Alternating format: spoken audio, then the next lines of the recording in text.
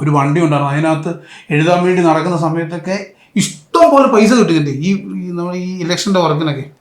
ആ പൈസയ്ക്കൊക്കെ ന്യായമായ രീതിയിൽ നമ്മുടെ ജീവിതം തകർന്നു എന്ന് സെറ്റപ്പിൽ കള്ളു അടിച്ച് ഞാൻ വേറെ ലെവലിൽ ഞാൻ നടന്നാൽ വേറെ പ്രാന്തനെ പോലെ ആയിപ്പോതാ. കാരണം ഇനി ജീവിതമില്ല, നമുക്ക് മുന്നോട്ട് പോകാൻ പറ്റത്തില്ല.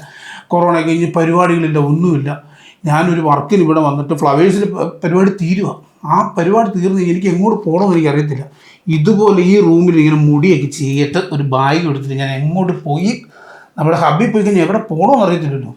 ഇങ്ങനെ നിൽക്കാൻ നേരത്തെ എൻ്റെ ഒരു കൂട്ടുകാരുണ്ട് ബിബിൻ എന്ന് പറഞ്ഞിട്ട്, അവൻ എന്നെ വിളിച്ചിട്ട് പറഞ്ഞു, എടാ എൻ്റെ ഒരു ഷോർട്ട് ഫിലിം ഉണ്ട്, നീ ഒരു വേഷം ചെയ്യുമെന്ന് ചോദിച്ചു. ഞാൻ അങ്ങ് വരുവാന്ന് പറഞ്ഞു. ഞാൻ നേരെ അവൻ അവിടെ ചെന്ന്, ഇതൊക്കെയാണ് പറയുന്നത്, നമ്മൾ ദൈവം എന്ന് പറയുന്ന ഒരാൾ ചെറുതായിട്ട് കണ്ണിങ് കണ്ടിട്ട് തരും. അവൻ ഇന്നില്ലായിരുന്നെങ്കിൽ ഞാനും ഇന്ന് ഈ ഭൂമി കാണത്തില്ല. ഞാൻ ഏതെങ്കിലും റൂട്ടിൽ കൂടെ ഒക്കെ പോയത്. ഞാൻ ആദ്യം ഓർത്ത് എങ്ങനെയാണെന്നറിയോ, ഞാൻ നമ്മുടെ ഇതില്ലേ എന്നാ ബനിയൻ ഉണ്ടാക്കുന്ന സ്ഥലം തിരുപ്പൂർ ഞാൻ അങ്ങോട്ടെങ്കിലും പോയി രക്ഷപ്പെടാമെന്ന്. കാരണം എല്ലാവരും നമ്മളിങ്ങനെ നെഗറ്റീവായിട്ട് കണ്ടുകൊണ്ടിരിക്കും. കാരണം ഞാൻ അങ്ങനെയൊന്നും നടന്നൊരാളെ അല്ലെന്നേ. പെട്ടെന്ന് ഒരാൾ ഇങ്ങനെ ആകുമെന്ന് പറയുമ്പോഴത്തേക്ക് എനിക്കത് ഭയങ്കര സങ്കടമായിരുന്നു. ഞാൻ വേറെ ഏതെങ്കിലും റൂട്ടിൽ കൂടെ ഒക്കെ പോകാമെന്ന് ചിന്തിച്ച ഒരാളാണ്.